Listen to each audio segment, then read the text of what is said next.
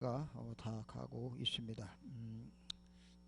빠르죠? 금방금방 가는데 한 번밖에 없는 그러한 인생에 우리가 살면서 정말 돌아보면 모든 것이 다 이제 뭐 후회스럽기도 하고 또 이렇게 다 이루지 못한 부분들을 놓고 또 안타까워하는 그런 모습을 많이 볼 수가 있습니다. 그런 와중에 지금 뭐 코로나19라는 그런 사태를 통해서 많은 사람들이 또 어려움을 겪고 있는데 지금 계속 메시지를 통해서 우리에게 그 현장의 실상을 보여주는 게 뭐냐면 청소년 문제가 너무 심각하다라고 지금 계속 메시지를 통해서 나오고 있습니다. 청소년들이 중독에 빠지고 또 마약에 빠지고 또 각종 정신 문제로 시달리고 있다라고 얘기를 하면서 그럼 청소년만 그러냐? 그렇지만도 않고 기성세대, 지금 살아가고 있는 우리 기성세대들은 이 청소년들하고는 또 다른 그런 의식주 문제, 경제 문제로 굉장히 시달리고 있다, 그렇게 얘기를 하면서 우리 또 이뿐만이 아니라 우리 성공한 엘리트들, 이분들은 또 보이지 않는 숨겨진 그러한 영적 문제가 많다라고 그렇게 메시지를 통해서 요즘 계속 나오고 있습니다. 자, 그러면 이것이 이 시대만의 문제는 아니고 2000년 전에도 있었고 또 그리고 앞으로도 계속 똑같이 있어야 될 그런 있을 수밖에 없는 그런 문제인 것입니다. 그렇다면 이런 문제, 이런 어려움이 올 때에 우리가 우리 힘으로, 우리 노력으로, 우리 열심으로 우리가 신앙생활을 내 노력과 열심으로 한다고 해서 이것이 해결이 될 것이냐? 뭐 꼭 그렇지는 않습니다. 우리가 어려움이 오면 뭐 많이 매달리고 또 기도하고 또 기도원에도 가고 또 어떨 땐 금식도 하고 그러는 일이 벌어지는데 그런 열심은 불신자들이나 다른 종교인들도 우리보다 더 열심히 그들은 나름대로의 신앙생활을 하고 있는 것을 보게 됩니다. 자, 그러면 우리는 이러한 삶 속에서, 우리의 이런 현장 속에서 우리가 어떻게 우리의 삶에 찾아오는 여러 가지 많은 문제들을 우리가 넉넉하게 이기고 그리고 주님이 우리에게 말씀하신 세계복음화의 그 축복을 누리며 또 그 축복을 우리 자녀들에게 전달해 줄 수 있을 것이냐.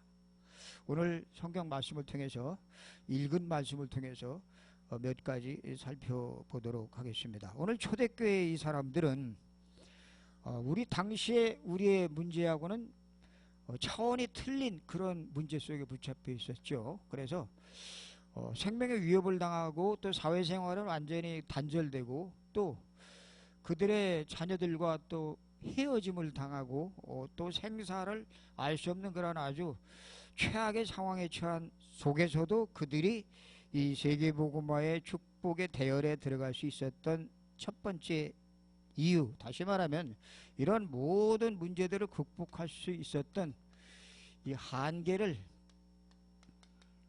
극복한 초대교회 사람들, 이 사람들은 어떻게 해서 한계를 극복할 수가 있었느냐. 첫째로 이들은 말씀의 능력을 믿었습니다.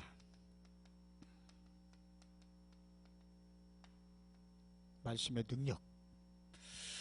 오늘 여기 성경에 보니까 베드로의 그 설교가 나오죠. 베드로의 오순절날에 베드로의 그 설교가 쭉 나오고 있는데 이 베드로가 이렇게 유창하게 이 설교할 사람이 아니었거든요. 그런데 이렇게 모여있는 그 15나라의 디아스포라 그 유대인들에게 이 말씀의 능력을 하나하나 차근차근 설명하고 있는 내용 가운데 뭐가 나오냐면 오늘 16절에 보면 나옵니다. 내가 너에게 지금 이렇게 전하는 이 모든 말씀이 이것이 내 학식이나 내 지식으로 또 내가 경험해서 된 것이 아니라 요엘을, 선지자 요엘을 통하여서 말씀하신 것이다 라고 말합니다. 요엘서 2장 28절에 말세에 내가 내 영으로 내 남종과 여종에게 물 붓듯이 성령을 부어주겠다고 한 그 약속이 성취된 그 메시지를 지금 이 베드로가 그 15나라의 그 유대인 디아스포라 그들이 모여있는 그 오순절날의 그 절기를 지키면서 그들에게 이 메시지를 전달하고 있는 것을 보게 됩니다. 말씀은 반드시 이루어집니다. 성취됩니다. 그렇다면 우리가 우리의 육신적으로 우리의 삶에 또 우리의 그것도 경제적인 문제 여러 가지 많은 문제가 와도 우리가 놓치지 말고 이 지금 현실을 이기고 현장을 극복할 수 있는 유일한 답이 뭐냐? 말씀. 어떤 말씀? 성취되어가는 말씀. 히브리서 4장 12절에 보니까 하나님 말씀은 살아있고 운동력이 있어 좌우에 날선 어떤 검보다도 예리하여 혼과 영과 마음과 생각과 관절과 골수를 찔러 쪼개기까지 한다라고 하는 그 살아있는 말씀의 능력을 이 초대교회 사람들은 믿었던 것입니다. 그렇습니다. 지금도 마찬가지예요. 지금도 2000년 전의 이 말씀과 도대체 2000년 전의 성령의 충만함, 사도행전 1장 8절에 보면 오직 성령의 충만을 받으라 그러면 땅 끝까지 증인이 되리라 하는 이 말씀이 도대체 내가 지금 닥친 이 현실과 뭔 상관이 있느냐?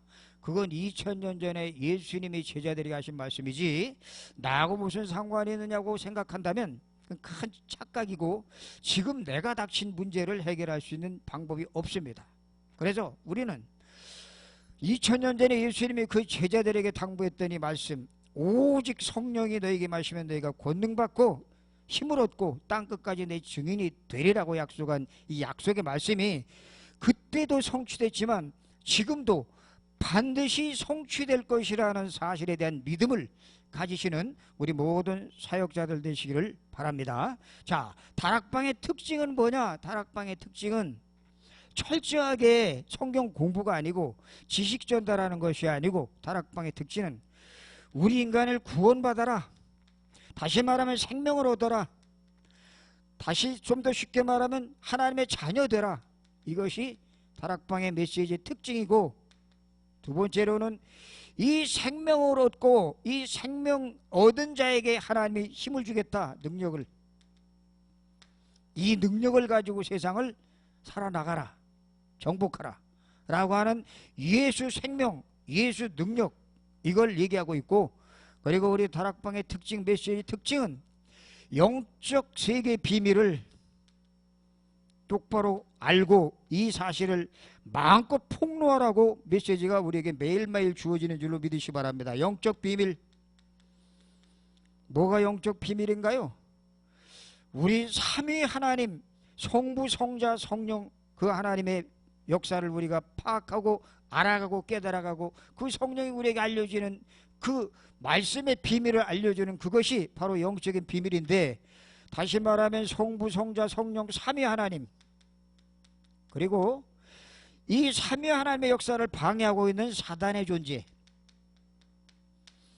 그리고 이 삼위 하나님의 역사 속에 말씀 속에 들어가서 그 말씀을 심부름하고 있는 천사 그리고 우리 인간이 영적인 존재라는 사실을 우리 개혁교단에서는 계속 메시지 얘기를 되풀이 또 반복하고 있습니다.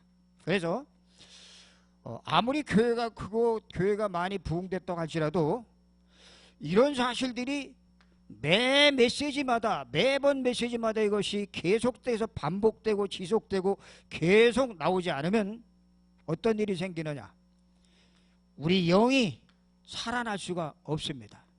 하나님 우리에게 당신의 형상대로 지음받은 우리에게 이 영혼을 심어 놓으시고 이 영혼을 통해서 이 현장에 어떤 문제가 와도 이 문제를 극복할 수 있는 넉넉하게 이길 수 있는 힘을 주길 원하시는데 그것이 바로 우리 영의 힘을 얻는 방법이 이 예수 생명, 예수 능력 그리고 영적인 비밀을 바로 깨달아 알아가는 그 말씀의 성취 속에 있어야 되는 것을 우리에게 여기저기 아주 세밀하게 자꾸 이 성경 66권을 통해서 얘기해주고 있다고 하는 사실입니다. 이 구약의 요엘서의 2장 28절의 이 말씀이 2000년 전 예수님이 오셔서 이 말씀의 성취자로 오셨습니다. 말씀은 그 힘이, 말씀의 힘이 창세 때부터 인간 역사가 끝나는 마지막까지, 그리고 저 천국에서도 마찬가지겠지만 이 말씀의 위력은 여전히 동일합니다. 그래서 히브리서 12장 3절에 보니까 13장 2절입니까? 12장 3절입니까? 네? 네, 13장 8절 거기 보니까 예수 그리스도는 어제나 오늘이나 동일하시니라. 동일. 그렇습니다. 2000년 전의 예수 그리스도의 역사와 그 이전 창세 때에 삼위 하나님이 세상을 창조하시고 인간을 만드실 때 그 예수 그리스도의 역사와 또 앞으로 지금과 또 미래 예수 그리스도의 역사는 여전히 똑같다는 사실을 성경은 우리에게 66권 여기저기 구약 신약을 통해서 계속 우리에게 설명해주고 우리에게 이것을 각인시키기를 원하고 있다고 하는 사실입니다. 자, 그리스도, 우리가 잘 얘기하는 그리스도가 무슨 뜻이라 그랬죠? 기름 부음 받은 자, 기름 부음 받은 자. 자, 구약에는 기름 부음 받은 자라고 하는 직책을 가진 사람들이 세 종류가 나오죠. 누구예요? 선지자, 제사장, 왕. 이 세 종류의 사람이 나오는데 이 세 종류의 사람들, 기름을 부은다는 말은 하나님이 그 사람의 직임을, 그 사람의 존재를 인정한다라는 의미입니다.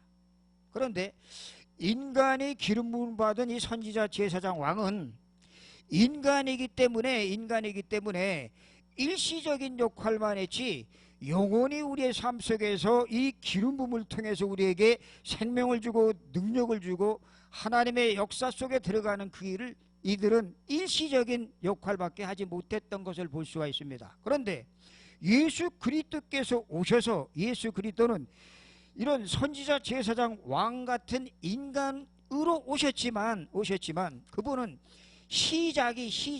이들은 시작이 육으로 시작했지만 예수님은 시작이 마태복음 1장 18절 23절에 보니까 예수 그리스도의 탄생하심은 이러하니라. 출생하심은 마리아가 요셉과 정혼하고 동거하기 전에 뭘로 잉태돼요?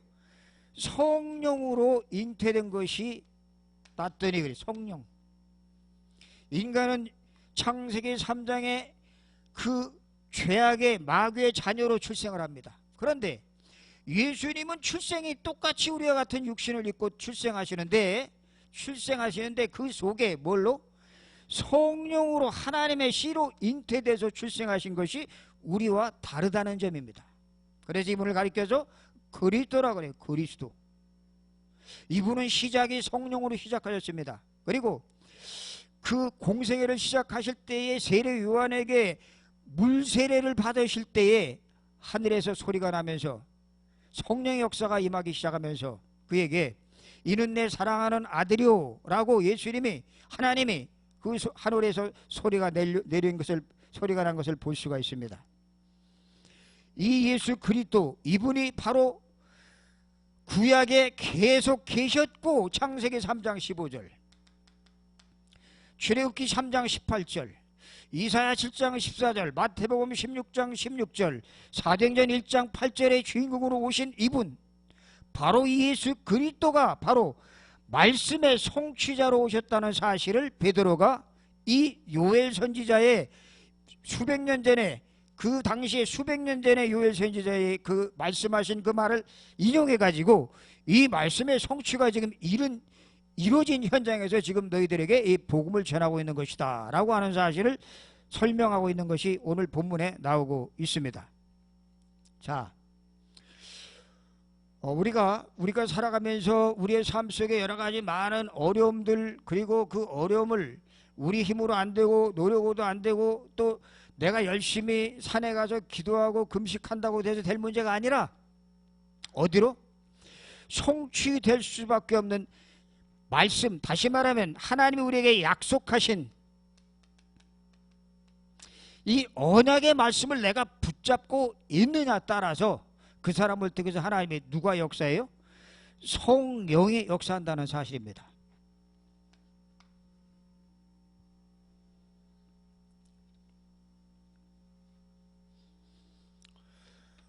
두 번째로 우리가 살아가면서 우리 삶 속에 여러 가지 많은 어려움들이 오고 또 문제가 올 때에 이 초대교회 성도들이 그 한계를 극복하고 어떤 어려움도 넉넉히 이길 수 있었던 그런 힘을 우리가 가지려면 첫째, 두 번째, 이들은 시대를 바꾸는 성령의 역사를 보았습니다. 이들은 하나님의 말씀이 반드시 이루어진다는 사실을 체험했을 뿐만이 아니라 맛을 봤을 뿐만이 아니라 성령의 역사를 통해서 시대가 지금 어떻게 바뀌고 있다는 사실을 이들은 분명히 봤기 때문에 핍박도 죽음의 두려움도 겁내지 않고 과감하게 오순절날에 모인 그 15나라의 사람들을 향해서 그 디아스포라 사람들을 향해서 과감하게 과거의 말씀이 성취된 그 말씀을 주인공이 바로 그리스도라는 사실을 전달한 것을 보게 됩니다.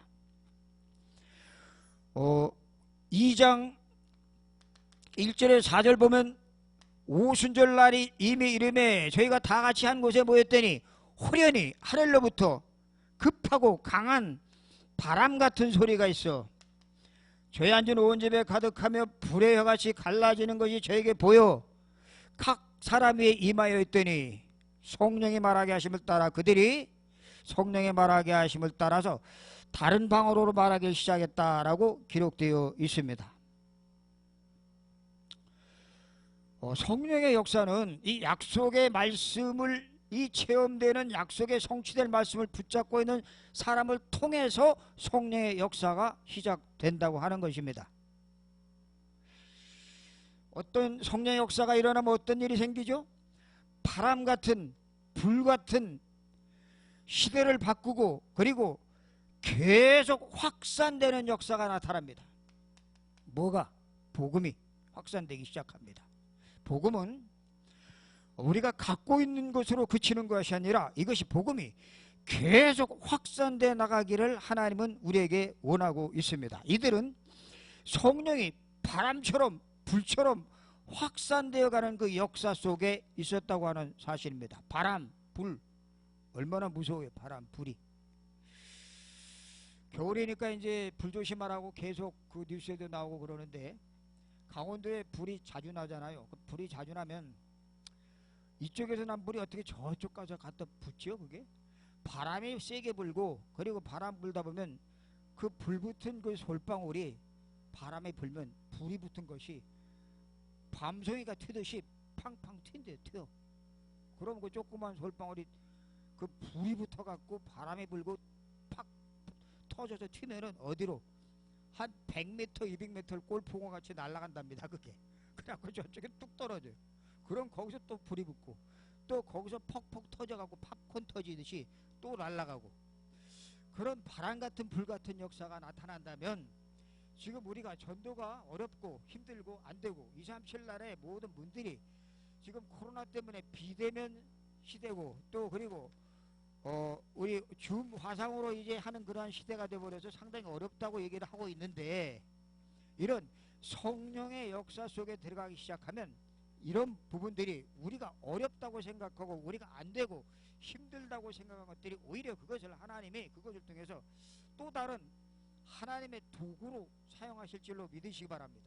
그래서 반드시 복음은 막히는 법이 없기 때문에 복음은 반드시 확산되어져야 되고 이 말씀의 성취는 하나님의 말씀은 반드시 이루어져야 되기 때문에 이것은 누가 막는다고 될 일이 아니고 사단이 막는다고 될 일이 아니고 우리 인간 스스로가 자꾸 속는 거예요. 스스로. 이건 안 된다. 이건 어렵다. 힘들다. 뭐 어떻게 하겠냐. 전부 내 생각, 전부 내 기준에서 모든 것을 바라보기 때문에 이 한계를 극복하지 못하게 된다고 하는 사실입니다. 이 초대교회 성도들은 안 되는 상황 속에서도, 절대 불가능한 상황 속에서도 절대 가능을 볼 수 있었던 이유는 반드시 성취될 것이라는 약속의 말씀을 붙잡았기 때문이고, 그리고 이것을 체험하고 맛봤기 때문이고, 이 말씀을 전파하니까 성령이 불같은 성령의 역사하시는 걸 이들이 체험했기 때문에 이들은 얼마든지 넉넉하게 그 한계를 극복하고 그들은 복음 전파에 최선봉에 선 것을 보게 됩니다.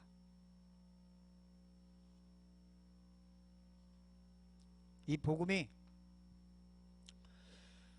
마가다락방을 시작해가지고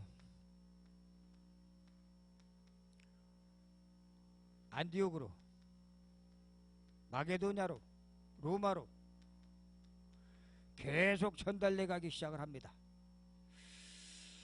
하나님은 당신의 계획을 결코 멈추는 법이 없기 때문에 우리 인간이 실수하던 하나님의 계획에 의해서 되었던 어떤 상황이 온다고 할지라도 하나님은 그 문제 속에서 또 그 어려움 속에서 당신의 계획을 이루어 나가는 그 일에 중지함이 없기 때문에 어떤 문제가 와도 하나님은 이 세계복음의 언약을 이루어 가신다는 사실을 이 초대교회 성도들은 이걸 분명히 알았다고 하는 사실입니다.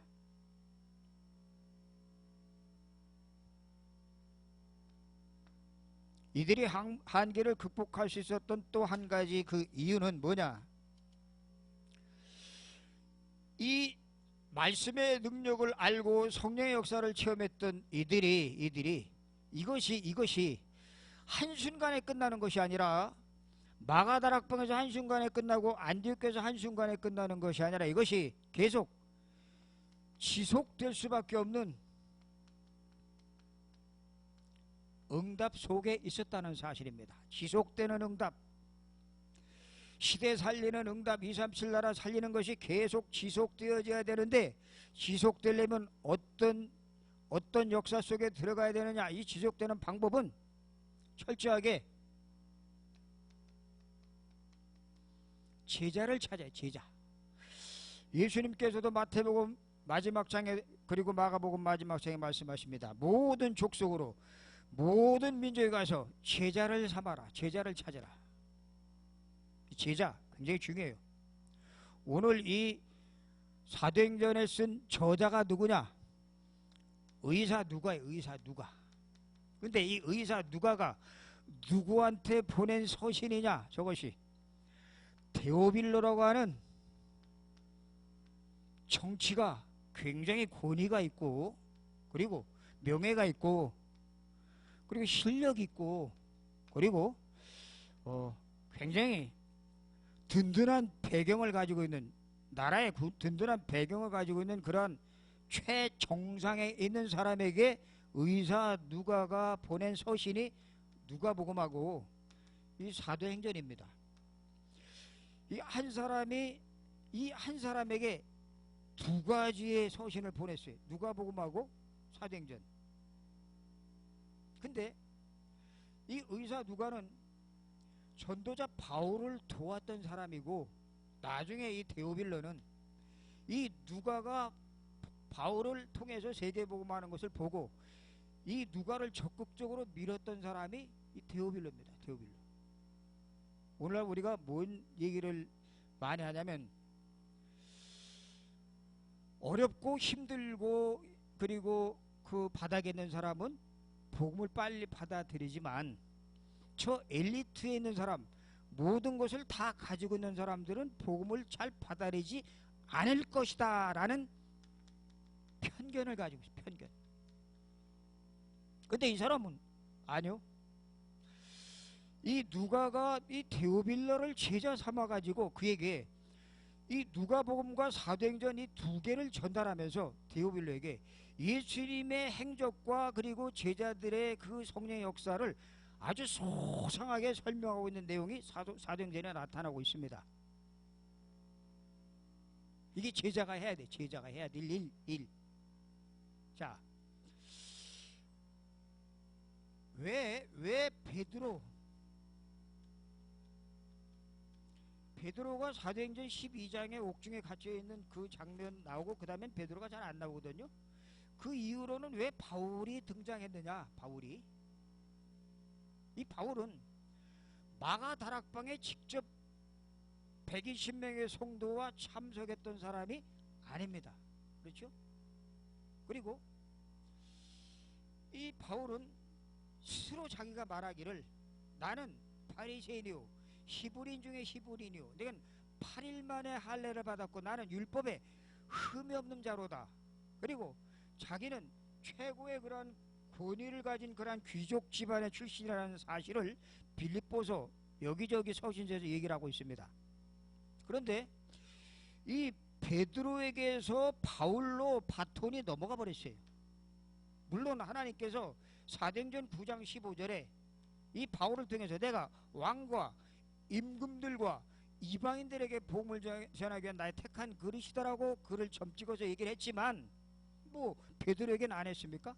불러가지고 모든 족속으로 제일 삼아라 그랬는데 어째 베드로는 이 12장에서 끝나버리고 이 바울이 등장해갖고 바울을 통해서 로마서 16장에 그 30명의 그 명단들이 쭉 나오는 그 제자들을 바울을 통해서 이렇게 제자들의 이름을 거론할 수가 있었느냐를 우리가 한번 생각해 봐야 되겠어요. 누가는 이 바울이 움직이는 행적을 하나하나 다 봤습니다.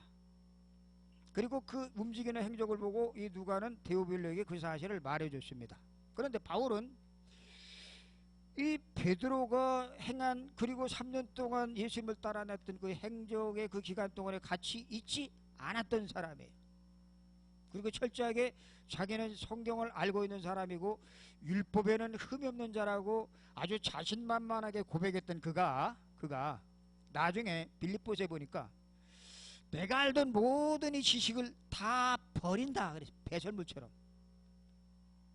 근데 베드로하고 틀린 점이 뭐냐? 바울은 모든 것을 다 버릴 만큼 그리스도의 의가 최고라는 사실을 고백을 했는데 불구하고 베드로는 여전히 그것을 붙잡고 있었다는 사실입니다. 갈보리 산에서 예수님이 십자가에 돌아가시는 걸 봤어요. 그리고 그 이전에 그 변화산에서 그 이전에 16장에서 베드로는 주는 그리스도시요 살아계신 하나님의 아들이심을 고백을 했습니다. 그리고 나서 변화산에 가서 모세도 좋고 엘리야도 좋사오니 여기다 초막 셋을 짓자고 그렇게 고백을 합니다. 그리고 또 얼마 있다가 예수님이 십자가에 못 박혀 돌아가실 것을 분명히 예수님이 예고했음에도 불구하고 예수님이 높은 자리에 올라가면 누가 그 좌우편에 앉을 것이냐 라고 자리 다툼을 하고 그리고 자기의 창세기 3장의 모든 문제들이 하나하나 보여줬음에도 불구하고 그것들을 버리지 못하고 예수님이 돌아가신 이후에 다시 갈릴리 바다로 가서 옛 전업으로 옛 직업으로 돌아간 사실을 보게 됩니다. 이게 베드로와 바울의 차이점이에요. 이 바울은 최고의 것을 가지고 있었지만 이 모든 것들을 예수 그리스도를 알고 난 후에 가감없이 다 버린 것을 보게 됩니다. 근데 베드로는 아직도 그걸 갖고 있었던 것이 바로 베드로의 목회 사역에 거기서 끝을 맺을 수밖에 없었던 것이 우리가 보게 됩니다. 그렇다면 바울이 이런 이 엄청난 이 하나님의 사역에 계속 지속될 수 있는 그런 발판을 깔아놓을 수 있었던 이유는 이런 제자들, 지속될 수밖에 없는 응답 속에 들어오는 제자들을 키울 수 있었던 사실입니다. 바울이. 그래서 로마 16장에 30명의 제자들의 이름이 나오고 나중에 사도행전 13장, 16장, 19장에 쭉 가면 루디아도 만나고 야손도 만나고 브리스가 부부도 만나고 그리고 브리스가 부부가 그 18장에 보니까 아볼로를 만나가지고 그 아볼로가 요한의 세례만 알고 있는 그 아볼로에게 그리고 19장에 보면 바울이 에베소에서 어떤 제자들을 만나서 너희가 믿을 때에 성령을 받았느냐 라고 얘기합니다. 사도행전은 성령 행전이거든요. 그리고 사도행전은 성령의 역사한 사실을 쭉 기록하고 있기 때문에 바울이 최고의 학문을 가졌던 바울이 성령의 역사 앞에 무릎을 꿇은 것을 보게 됩니다. 오늘 우리가 우리의 한계 이거를 우리가 뛰어넘으려면 한 번밖에 없는 짧은 인생에 많은 문제들이 찾아옵니다. 그러나 그 문제에 우리가 연연해하지 않고 그 문제를 넉넉히 멀리 바라보면서 문제의 초점이 어디서 시작됐는지 알 수 있는 그런 멀리 바라보는 눈을 가지고 그리고 그 문제를 해결해 나가는 그러한 지혜를 얻으려면 이 말씀, 약속한 말씀은 반드시 이 사실이 성취되고 이루어진다는 사실을 체험하는 맛을 봐야 되겠고, 또 성령의 역사 속에 들어와서 성령의 역사는 이 어마어마한 역사를 통해서 성령의 역사는 다른 사람이 알지 못하는 성경 속에 있는 어마어마한 비밀을 우리에게 자꾸 깨닫게 합니다. 성령은. 그래서 고린도전서 그리고 요한 3세, 요한 1서 2장 20절에 보니까 기름 부음을 받은 자에게는 그 기름 부음 받은 그 자를 통해서 성령의 모든 것을 깨닫게 하고 가르쳐 주시느라 라고 기록되어 있습니다. 때문에 우리가 이런 제자들을 계속 우리가 키워나가야 돼요. 이런 제자들을.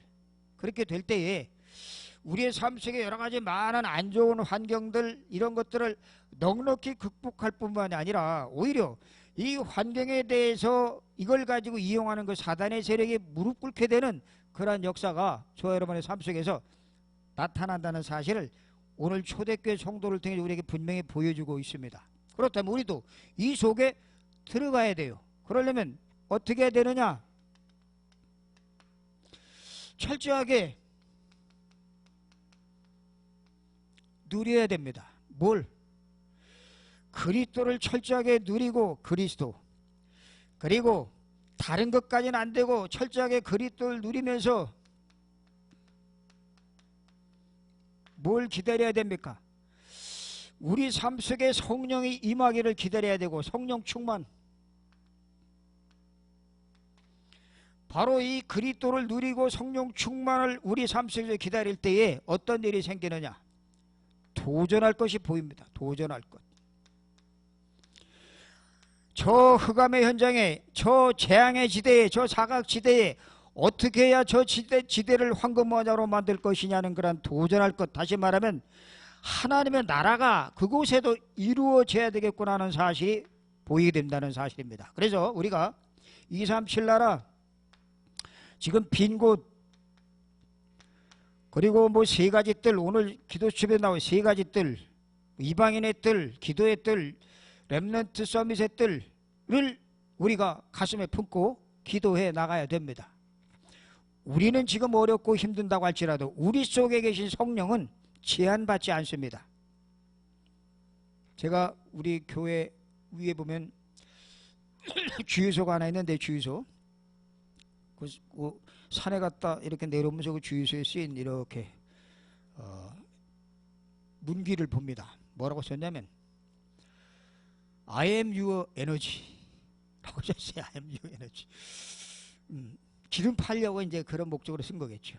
근데 그 에너지는 물리적인 에너지, 유한한 에너지. 그러나 이 말씀은 초월하는 에너지, 그리고 말씀은 하나님이기 때문에 이 하나님의 말씀이 내 속에서 체험되지고 그리고 내 속에서 이것이 성취되는 이 체험 속에 우리가 들어가게 되면 반드시 성령이 역사하게 된다는 사실을 놓치지 마시고, 이것이 계속적으로 지속될 수 있는 방법, 제자 찾아서 세계복음화에 우리 교회와 또 우리 지역의 교회들이 또 이 병원이 쓰임받게 되는 우리 귀한 사명자들 되시길 주의 이름으로 축원합니다. 우리 다 같이 한번 말씀 붙잡고 같이 기도하시겠습니다. 1분만. 하나님 아버지 은혜를 감사합니다. 오늘도 하나님 이 귀한 말씀을 통해서 이 베드로가 하나님 그 디아스포라 15나라 사람들에게 생명의 복음을 전한 것을 보게 됩니다. 하나님이 언약의 말씀은 반드시 성취되고 그리고 이루어지는 줄로 믿습니다. 이 성취되는 말씀 속을 통하여 성령이 역사하시고 악령이 무너지고 흑암의 세력이 무너지는 것을 우리의 삶 속에서 체험하게 도와주옵소서. 그리고 우리가 아버지 하나님 이 귀한 제자들을 세우는 사역에 우리의 온 생애를 다 드릴 수 있도록 도와주셔서 237 나라와 또 그리고 우리 후대들이 어느 곳에 있든지 영적 서밋으로 세워지는 축복을 누리게 도와주옵소서. 감사하며 예수 그리스도 이름으로 기도드리옵나이다. 아멘.